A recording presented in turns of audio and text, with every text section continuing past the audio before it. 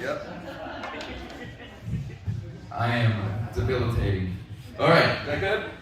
Dusty Rose, everybody. Thanks so much, everybody. Like I said, my name is Dusty Rose. Short people problems. I am on the road right now, but I did used to live here in Fort Collins. I lived here for 20 plus years.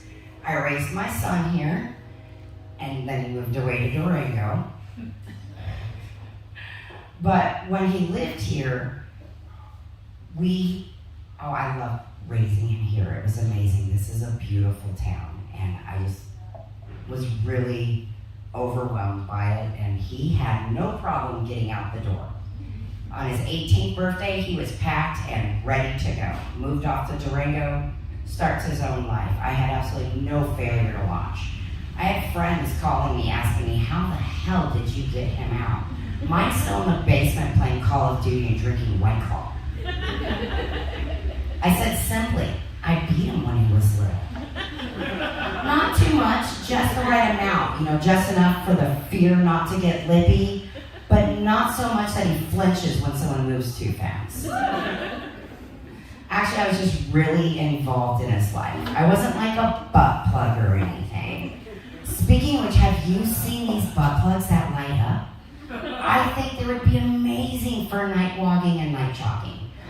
Simply for safety reasons, everybody would know where you are. Doesn't have to be sexual, unless you really want it to be. That's your kink. I volunteered in kindergarten, and that's where I learned a valuable thing. There's something missing on that supply list. Booze. We need to be sending these teachers alcohol, and the amount you send should depend on your child's behavior, not their grades. Exactly, see? We learned this when COVID hit. I was very glad my son was out the door, but I heard other parents going, what the fuck these teachers do? How are they sane? I'm like, booze. We did Cub Scouts. I was a den leader for 3 years. Thank you. And then it got around, I used to be a stripper. And then all of a sudden I was immoral and shouldn't be near little boys. I was a stripper, not a priest. Calm the fuck down. The girl who reported me actually got caught stealing from the pack. And all I could think is, if I would have left with money, at least I would have earned all mine. I was off, like I said, I was very involved, always popping in with snacks and treats. That way I can eavesdrop and see what's going on, figure out what's going on in these boys' worlds, know what they're doing, learn far more than I ever wanted to. One day I walked in and they're all hovered around the computer just laughing their fucking asses off. And I'm like, what's going on? They're like, Mom, come here and look. So I go over and start watching the video. 2 girls, 1 cup. I'm committed, dude. If I leave now, I'll ruin the rep I spent years developing with these little fucks. They are so lucky I've seen a donkey show, because that was way worse. I got my revenge. Have any of you guys ever heard of Tosh Point Oh? Yeah. He did an episode about Gaddafi, where he, if you guys don't know, when Gaddafi was captured and killed, they went around stabbing knives up his ass. So Tosh Point Oh is going around his office, and anytime somebody's bent over, he Gaddafi's them. And Alex and I watched Tosh Point Oh all the time together. It was mother and son time. It was our thing.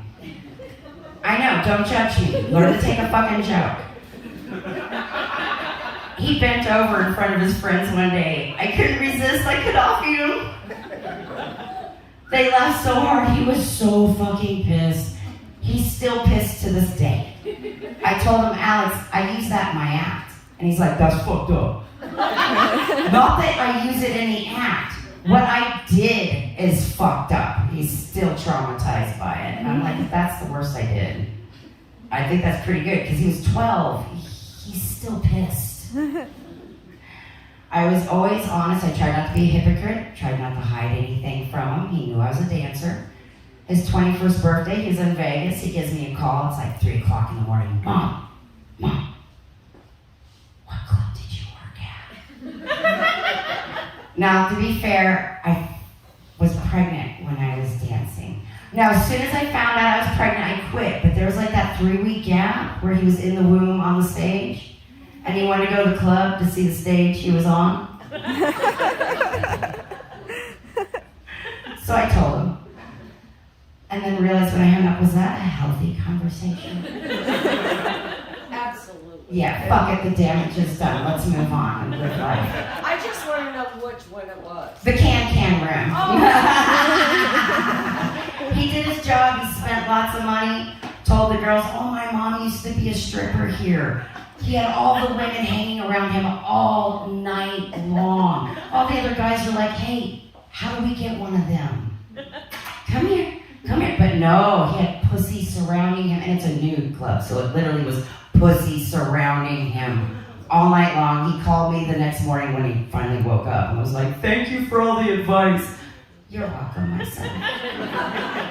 Well, let's see the pole dance. Well, give me a pole. No, I was in the Navy before I was a mom and a stripper. And, you know, boot camp wasn't that bad.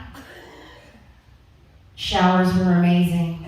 If you didn't notice, I'm boob height. You can't look up. That's waterboarding. Can't look down. That's reverse waterboarding with shampoo. So I'm stuck staring straight ahead for 8 weeks at 86. That's 172 titties, just in case you needed the math. First one in, last one out. Hygiene is important in the military. That's my time. I thank you guys so much. I have a YouTube page, Dusty Rose, #comment.